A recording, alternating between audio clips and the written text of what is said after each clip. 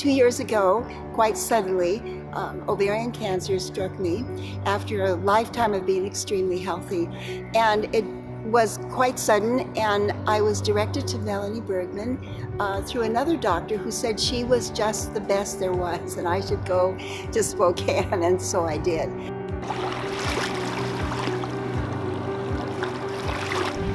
I'll send those seagulls after you.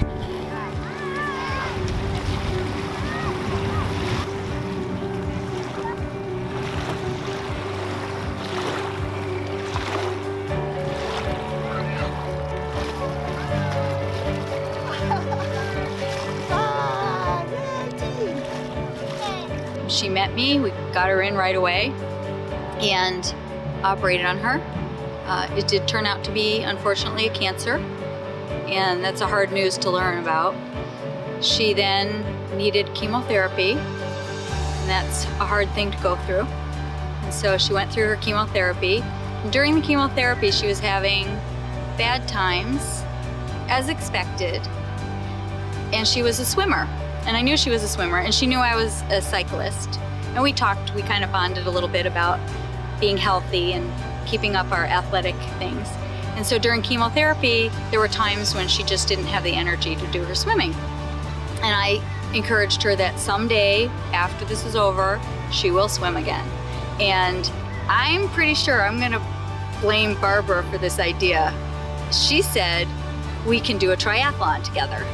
And I said, okay. Next year, if you're recovered from chemo and you want to do it, we'll do it. Ready to go. And I'm very proud of her. She's very brave to do this.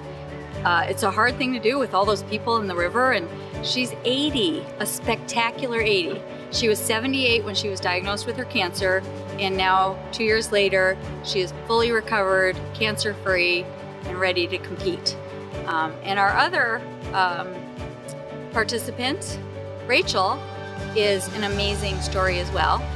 She already was an athlete, and then she had an unexpected diagnosis of cervical cancer, and she had to similarly go through chemotherapy and radiation, surgery first, and she also had low points. You can ask Rachel, but she pushed through. She got out and ran on days when she was feeling weak, got through the best she can, and she's subsequently done a full Ironman since then.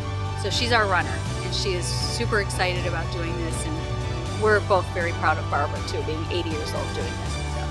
And I just cycle, so I just happened to be their doctor, and I happened to cycle, and it came together. So there you are. You know, actually I felt when Dr. Bergman asked me, you know, she said, I know you're so busy, but you know, I have an 80-year-old patient of mine that wants to do this, and I'm gonna bike, and we need a runner, and I jumped at the chance because I might get emotional, but she's getting faster.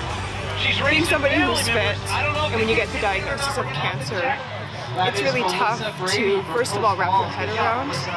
You're used to being healthy, you're used to, you know, at that time I'd already done 2 full distance Ironman and a bunch of marathons and 70.3s, and it was hard for me to accept a diagnosis of cancer.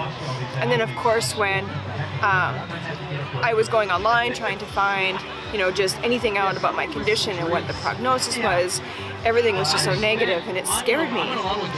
And so I felt like the diagnosis of cancer, if I got through it, I needed to be that spokesperson for others to say, hey, you know what, there's hope. You can get back to the things that you love. Cancer doesn't define you. And just to kind of try and take some of the sting and the scare out of getting a life-threatening disease. If you don't try, you don't fall, right? Yes. So that wetsuit suits you. It made the difference. Yeah, good. Good. So do you think maybe after this you're going to do another one? My family asked me that. They did? We'll see how I do. Hopefully.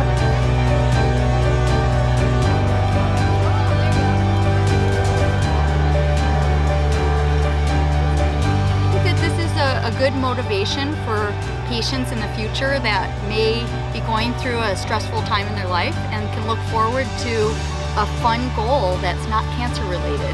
So I think I'd like to make this an annual event and encourage patients to join me in the future. What do you think? I believe that's an excellent idea. But this is the original team.